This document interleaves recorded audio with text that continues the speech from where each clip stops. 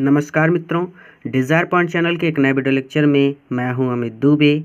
और आज के इस वीडियो लेक्चर में हम कक्षा 10 की इंग्लिश के फर्स्ट फ्लाइट के पहली पोयम का अध्ययन कर रहे हैं, जिसका नाम है डस्ट ऑफ स्नो और इसके लेखक हैं रॉबर्ट फ्रॉस्ट।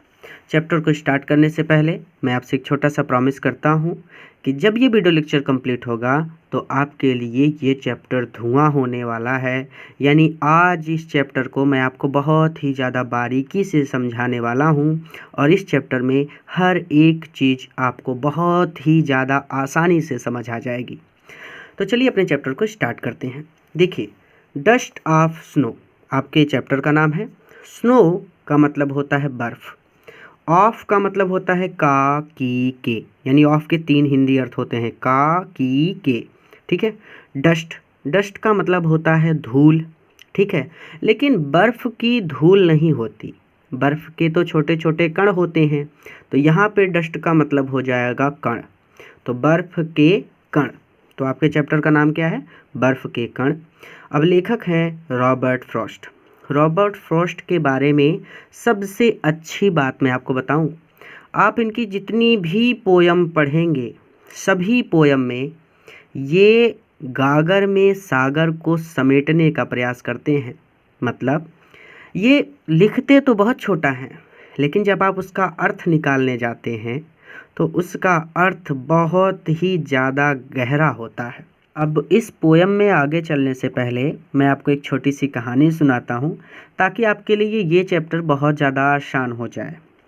चलिए मान लेते हैं कि एक दिन आप अपनी माताजी के साथ बाज़ार जाते हैं और बाज़ार में आपको एक पेन दिखाई पड़ती है। आप दुकानदार से, चलिए मान लेते हैं कि यही पेन है जो मेरे हाथ में है, ठीक है। आपको दुकान में ये पेन दिखाई पड़ती है और आप दुकानदार से पूछते हैं कि भैया ये पेन कितने की है? दुकानदार आपसे कहता है कि ये पेन 100 रुपए की है। आप अपनी मम्मी से कहते हैं कि मम्मी मुझे ये पेन बहुत अच्छी लग रही है, आप इस पेन को मुझे ख़रीद दीजिए। आपकी माताजी कहती हैं कि ये पेन बहुत ज़्यादा महंगी है, क्योंकि ये पेन 100 रुपए की थी। तो आपकी माताजी कहते हैं कि ये पेन बहुत ज़्यादा महंगी है, आप इस पेन को मत खरीदिए। वो आपको बाज़ार से लिवा के घर आ गई।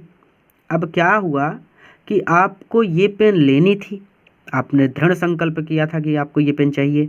तो आपने क्या किया कि आपको जितने पैसे मिलते थे वो सारे पैसे आपने इकट्ठा करने शुरू किए। 20 से 25 दिन लग गए आपको 100 रुपये इकट्ठा करने में, मान लेते हैं, ठीक है। तो 20 से 25 दिन लग गए आपको 100 रुपये इकट्ठा करने में, और 100 रुपये जब आपके इकट्ठा हो गए तो आपने बाज़ार जाकर इस पेन को ख़रीद लिया और इस पेन को लेकर आप स्कूल जाते हैं। स्कूल में आपने अपने सभी मित्रों को दिखाया कि भाई देखो ये पेन मैंने 100 रुपये में ख़रीदी है। आपके सभी दोस्त इस पेन को देखकर इसकी बहुत प्रशंसा करते हैं कि अरे हाँ बहुत अच्छी पेन है, काश मेरे पास भी ऐसी पेन होती। तो क्या हुआ कि आप बहुत ज़्यादा प्रसन्न हो गए, क्योंकि आपके दोस्तों ने आपकी प्रशंसा की, और तो और आपने बड़ी मुश्किल से ये पेन ख़रीदी है, तो आप बहुत ज़्यादा प्रसन्न हुए। लेकिन हुआ क्या कि ये पेन हो गई चोरी स्कूल में, किसी ने इस पेन को चुरा लिया।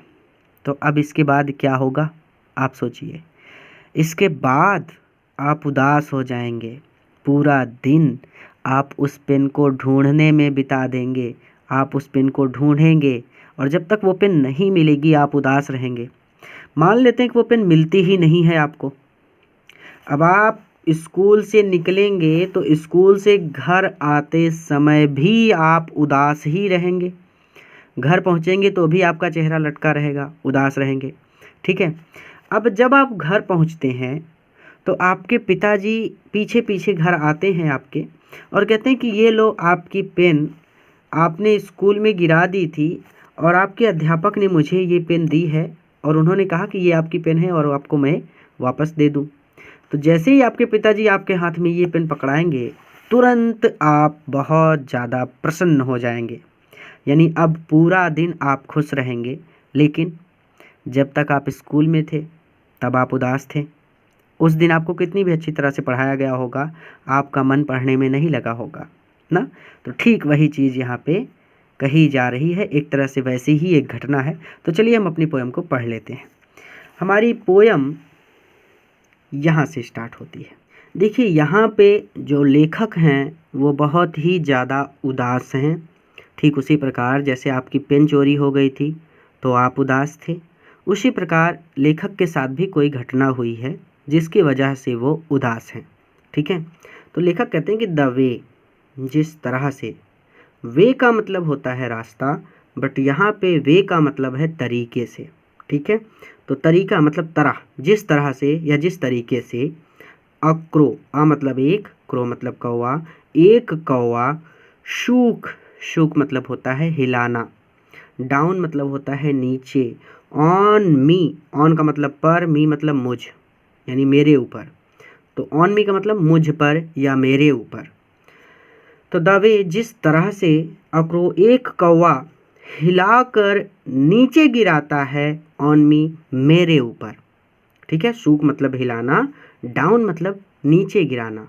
ठीक है, शूक डाउन यानी इन दोनों का मतलब हो जाएगा हिलाकर नीचे गिराना, ऑन मी मेरे ऊपर।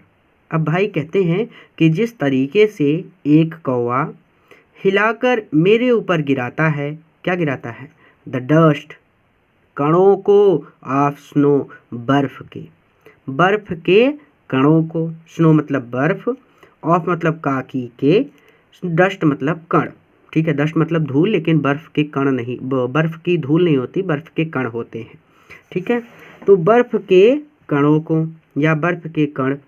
ठीक है, तो जिस तरह से एक कौवा हिलाकर मेरे ऊपर नीचे गिराता है, डस्ट ऑफ स्नो, बर्फ के कणों को, फ्रॉम मतलब होता है से, आ मतलब एक, हेमलॉक मतलब धतूरे का, ट्री मतलब पेड़, तो धतूरे के पेड़ से। अब पूरा जोड़ेंगे। ठीक है, द वे, जिस तरह से, अक्रो एक कौवा, शूक डाउन हिलाकर नीचे मेरे ऊपर गिराता है, डस्ट ऑफ स्नो, बर्फ के कणों को, फ्रॉम अ हेमलॉक ट्री, एक धतूरे के पेड़ से। ठीक है, पूरा जोड़ दिया। अब पढ़ेंगे कैसे इसको, यानी यहाँ पे वो कहना चाहते हैं कि जिस तरह से एक कौवा धतूरे के पेड़ से, यानी नीचे वाला पढ़ेंगे पहले। ठीक है, कि जिस तरह से एक कौवा धतूरे के पेड़ से बर्फ के कणों को, snow of, dust of snow यानी बर्फ के कणों को हिलाकर मेरे ऊपर गिराता है। ठीक है, यानी कवि एक धतूरे के पेड़ के नीचे खड़े हैं। अब देखिए यहाँ पे एक बात और है कि ये एग्जैक्टली नहीं लिखा गया कहीं पर भी कि कवि पेड़ के नीचे खड़ा है या फिर पेड़ के नीचे से गुजर रहा है। तो अगर आप स्कूल में पढ़ते हैं तो आपके अध्यापक आपको कई तरह से पढ़ा सकते हैं। वो ये भी कह सकते हैं कि कवि पेड़ के नीचे से गुजर रहा है, और वो ये भी कह सकते हैं कि कवि पेड़ के नीचे खड़ा है, क्योंकि ये बात कहीं पर भी लिखी ही नहीं गई है कि कवि नीचे खड़ा है या पेड़ के नीचे से गुजर रहा है। ठीक है, तो दोनों तरह से आप बोल सकते हैं, ये आपका प्लस पॉइंट है। ठीक है, तो कहते हैं कि द वे, जिस तरह से एक कौवा धतूरे के पेड़ से हिलाकर बर्फ के टुकड़ों को मेरे ऊपर गिराता है। ठीक है, तो कवि पेड़ के नीचे खड़ा है, हम मान लेते हैं कि कवि पेड़ के नीचे खड़ा है और पेड़ पर आकर एक कौवा बैठता है, तो उससे क्या होता है, डाली जैसे ही हिलती है तो उस डाली पर जो बर्फ़ होती है वो कवि के ऊपर गिर जाती है। क्लियर है?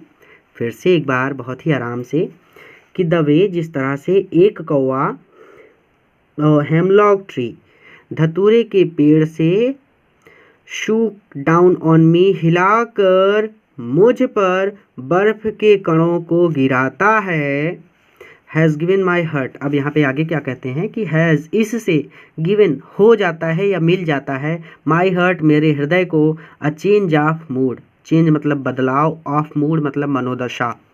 आपने कहा होगा कि मेरा मूड आज बहुत ख़राब है, या फिर आप ऐसे भी कहते हैं कि आज मेरा मूड बहुत अच्छा है, यानी मूड का मतलब होता है मनोदशा।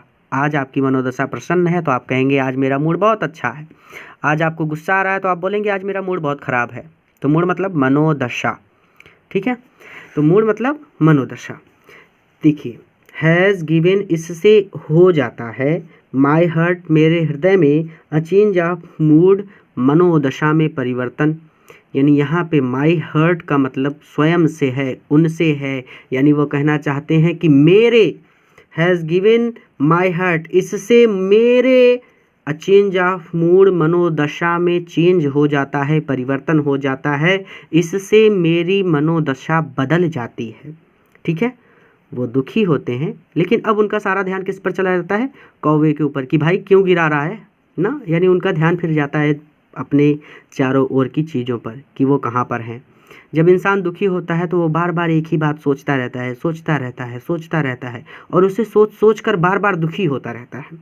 ठीक है, ठीक उसी प्रकार जैसे आप स्कूल में थे, आपको कितना भी अच्छा पढ़ा दिया जाए उस दिन, आपके सबसे फेवरेट टीचर आपने सबसे बेहतरीन अंदाज में आपको पढ़ा दें, लेकिन आपका ध्यान कहाँ रहेगा?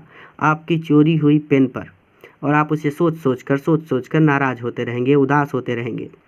लेकिन जब आप घर पहुँचे, आपको पेन वापस मिल गई, तो अब आपके साथ अच्छा होगा या बुरा होगा, सारी चीज़ों पर आपका ध्यान जाएगा। आप प्रसन्न भी होंगे, आप खेलेंगे भी, आप खाएंगे भी ना। तो वही कहने का मतलब है कि जब इंसान उदास होता है तो वो दुख के कारण के बारे में ही सोचता रहता है और सोच सोच कर उदास होता रहता है। ठीक है, लेकिन जैसे ही उसके साथ कोई अच्छी चीज़ हो जाती है, उसका ध्यान अपनी तरह अपने चारों मतलब अपने आसपास की सभी चीज़ों पर जाने लगता है। ठीक है, तो वही कहते हैं कि हैज़ गिवन, इससे मिल गया माई हर्ट, यानी मुझे, इससे मुझ में हो गया अ चेंज ऑफ मूड, यानी यहाँ पर कहना चाहते हैं कि हैज़ गिवन माई हर्ट, इससे अ चेंज ऑफ मूड, मेरी मनोदशा बदल गई या मेरी मनोदशा में परिवर्तन हो गया। ठीक है, यानी वो दुखी थे, उदास थे, लेकिन अब उनकी मनोदशा बदल गई जब उनके ऊपर बर्फ़ के कण गिरे। ठीक है, तो has given my heart a change of mood, इससे मेरी मनोदशा में परिवर्तन हो गया। एंड और सेव्ड बच गया, सम पार्ट कुछ भाग, ऑफ अ डे उस दिन का, आई हैड रूड, रूड मतलब होता है दुखी रहना, उदास रहना। आप यहाँ पर कहना चाहें तो कह सकते हैं कि जो मैंने उदास रहकर बर्बाद कर दिया था, खराब कर दिया था। एंड सेव्ड और बच जाता है, सम पार्ट कुछ भाग, एंड मतलब और, सेव्ड मतलब बचना, सम मतलब कुछ, पार्ट मतलब भाग, तो और कुछ भाग बच जाता है, ऑफ अ डे उस दिन का। आई हैड रूड, आई मतलब मैंने, हैड रूड मतलब जो उसमें मैं दुखी था, यानी कहना चाहते हैं कि जो मैंने बर्बाद कर दिया था। इसे मैं आपको कहानी के माध्यम से समझाऊं, जो मैंने आपको कहानी सुनाई थी कि मान लीजिए आपका स्कूल 9 से 3 बजे तक चलता है, तो अब आपकी पेन चोरी हो गई है, तो दिन 24 घंटों का होता है ना, पेन नहीं चल रही मेरी, 24 घंटों का दिन होता है, तो 24 घंटे में आप 9 से 3 बजे तक स्कूल में रहते हैं, तो आपकी पेन चोरी है, तो आप उदास रहेंगे। ठीक है, स्कूल से घर आते समय भी आप उदास रहेंगे। मान लेते हैं कि आपको स्कूल से घर आने में 1 घंटा लगता है, यानी आप 4 बजे घर पहुंचते हैं, तो आप 9 से 4 बजे तक उदास रहेंगे। ठीक है, लेकिन जब आपको आपकी पेन मिल जाएगी वापस, तो 4 बजे के बाद आप खुश हो जाएंगे। यानी वो जो दिन था ना 24 घंटे का, उस 24 घंटे के दिन में 9 बजे से 4 बजे के जितने घंटे थे वो सारे आपने बर्बाद कर दिए। लेकिन अब 4 बजे के बाद का सारा समय आपका बच गया, अब आप खेल सकते हैं, खुश रह सकते हैं। यानी कहते हैं कि जो दिन आपने बर्बाद कर दिया उदास रह के, अब उसका शेष बचा हुआ भाग, यानी 4 बजे के बाद का जो समय है उसमें आप खुश रहेंगे, यानी आप दूसरी चीज़ों पर ध्यान देंगे। ठीक है, क्योंकि 9 बजे से 3 बजे तक, यानी 9 बजे से 4 बजे तक, क्योंकि आपको 1 घंटा लगेगा घर आने में, तो 9 बजे से 4 बजे तक आप सिर्फ एक ही चीज़ के बारे में सोच रहे थे, वो थी आपकी पेन। लेकिन 4 बजे के बाद आप अपने आसपास की हर चीज़ पर ध्यान देंगे। ठीक है, तो वही लेखक यहाँ पर कहना चाहते हैं कि एंड सेव्ड और इससे बच गया, सम पार्ट कुछ भाग, ऑफ अ डे उस दिन का, आई हैड रूड जो मैंने बर्बाद कर दिया था या बेकार कर दिया था। तो कहने चाहते हैं, फिर से एक बार मैं आपको पढ़ा दूँ इसे, कि द वे अ क्रो, जिस तरह से एक कौवे ने, फ्रॉम अ हेमलॉक ट्री, एक धतूरे के पेड़ से, सॉरी, कि द वे अ क्रो, जिस तरह से एक कौवे ने, फ्रॉम अ हेमलॉक ट्री, एक धतूरे के पेड़ से हिलाकर बर्फ के कणों को मुझ पर गिराया, has given my heart a change of mood, इससे मेरी मनोदशा में परिवर्तन हो गया, and saved some part of a day, और उस दिन का कुछ भाग बच गया, आई हैड रूड जो मैंने बर्बाद कर दिया था या फिर जिसमें मैं दुखी था। ठीक है, आप सीधे सीधे ऐसे भी कह सकते हैं कि उस दिन का कुछ भाग बच गया जो मैंने बर्बाद कर दिया था, या फिर इसे ऐसे भी आपके अध्यापक पढ़ा सकते हैं कि उस दिन का कुछ भाग बच गया जिसे मैंने दुखी रहकर बर्बाद कर दिया था। कई तरह से यहाँ पे मतलब निकाल सकते हैं, क्योंकि मैंने कहा ना, रॉबर्ट फ्रॉस्ट गागर में सागर को समेटने का प्रयास करते हैं।